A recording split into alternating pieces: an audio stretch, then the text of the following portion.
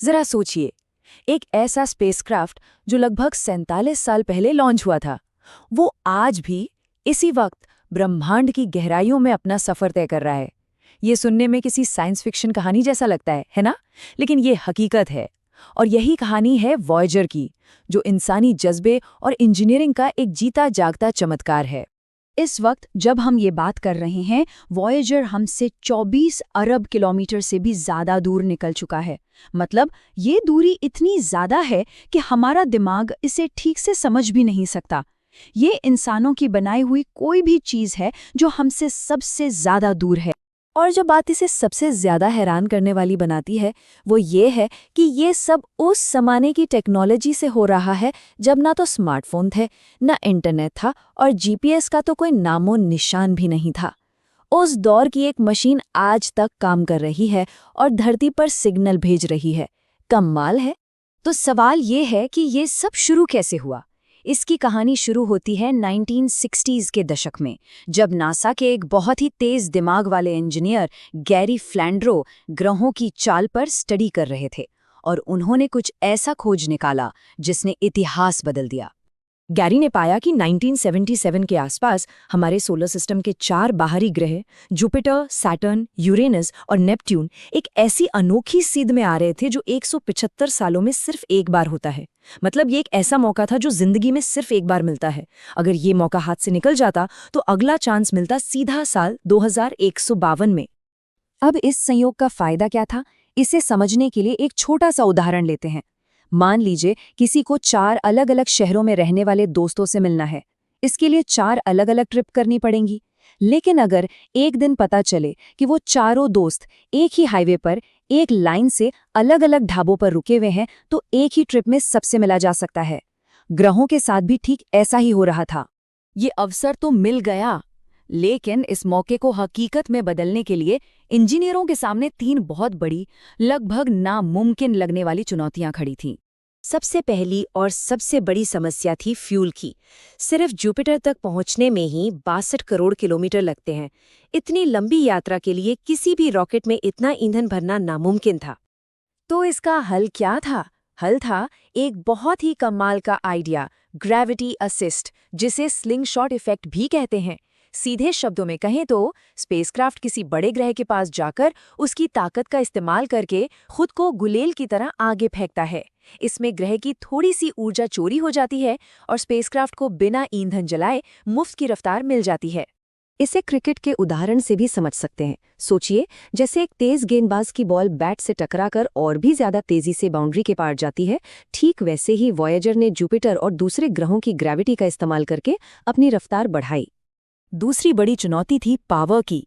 गहरे अंतरिक्ष में कोई चार्जिंग पॉइंट तो होता नहीं है, और सोलर पैनल्स भी काम नहीं कर सकते थे, क्योंकि जुपिटर और सैटर्न तक पहुंचते पहुंचते सूरज की रोशनी इतनी कम हो जाती है कि पैनल्स बेकार हो जाते हैं। इसका जवाब था आरटीजी। ये एक तरह की न्यूक्लियर बैटरी है जिसमें प्लूटोनियम 238 होता है। ये मटेरियल जब धीरे धीरे खत्म होता है तो गर्मी पैदा करता है, और आरटीजी इसी गर्मी को लगातार दशकों तक बिजली में बदलता रहता है। इसी टेक्नोलॉजी की वजह से वॉयेजर आज तक जिंदा हैं। हाँ, लेकिन वक्त के साथ इसकी पावर कम होती जा रही है। जब वॉयेजर लॉन्च हुआ था तब ये 470 वॉट की बिजली बनाता था। आज ये घटकर सिर्फ 250 वॉट रह गई है, और इसीलिए जमीन पर बैठे इंजीनियर एक एक करके इसके गैर जरूरी इंस्ट्रूमेंट्स को बंद कर रहे हैं ताकि कम से कम संपर्क बना रहे। और तीसरी चुनौती, जो शायद सबसे मुश्किल थी, वो थी कम्युनिकेशन की। अरबों किलोमीटर दूर से आती एक हल्की सी फुसफुसाहट जैसी आवाज को पृथ्वी पर कैसे सुना जाए। और ये बात तो सच में हैरान कर देने वाली है। वॉयेजर का जो ट्रांसमीटर है वो सिर्फ 23 वॉट का सिग्नल भेजता है। जी हाँ, ये हमारे फ्रिज में लगे छोटे से बल्ब से भी कम पावर है। तो इतनी धीमी आवाज को सुनने के लिए जमीन पर क्या इंतजाम है? इसके लिए नासा ने बनाया है डीप स्पेस नेटवर्क। ये दुनिया भर में फैले हुए बहुत बड़े बड़े 70 मीटर चौड़े एंटीना हैं, जो इतने सेंसिटिव हैं कि इस फुसफुसाहट को भी पकड़ लेते हैं। और आज वॉयेजर इतनी दूर है कि उसके सिग्नल को हम तक पहुंचने में 22 घंटे से भी ज्यादा लगते हैं। तो चलिए अब मिशन के सबसे रोमांचक हिस्से पर चलते हैं। मार्च 1979 में वॉयेजर 1 जुपिटर के पास पहुंचा। और इसने जो तस्वीरें और डेटा भेजना शुरू किया, उसने वैज्ञानिकों की दुनिया में तहलका मचा दिया। सबसे पहले तो नजर पड़ी जुपिटर के ग्रेट रेड स्पॉट पर। ये कोई मामूली तूफान नहीं है, ये इतना विशाल है कि इसमें हमारी 2 पृथ्वी आराम से समा सकती हैं। और ये तूफान कम से कम पिछले 350 सालों से लगातार चल रहा है। लेकिन असली हैरानी तो जुपिटर के चांदों को देखकर हुई। इसके एक चांद आयो पर वॉयेजर ने सक्रिय ज्वालामुखी देखे जो लगातार लावा उगल रहे थे। ये पहली बार था जब धरती के अलावा सौरमंडल में कहीं और एक्टिव ज्वालामुखी पाए गए थे। इसकी वजह जुपिटर की जबरदस्त ग्रेविटी है, जो आयो को अंदर से निचोड़कर गर्म कर देती है। और फिर थी यूरोपा की खोज। ये एक ऐसी खोज थी जिसने सब कुछ बदल दिया। इस बर्फीले चांद की टूटी फूटी सतह को देखकर वैज्ञानिकों ने अंदाजा लगाया कि इसकी मोटी बर्फीली परत के नीचे तरल पानी का एक विशाल महासागर हो सकता है। इस एक खोज ने एलियन जीवन की तलाश की दिशा ही बदल दी। और यहीं से वो सवाल उठता है जो हम सब सोचते हैं, जहां तरल पानी है, क्या वहां जीवन हो सकता है?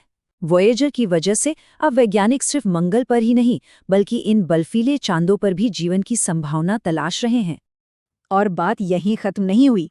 वॉयेजर ने ही पहली बार बताया कि सिर्फ सैटर्न के ही नहीं, बल्कि जुपिटर के भी रिंग्स हैं, भले ही वो बहुत धुंधले हों।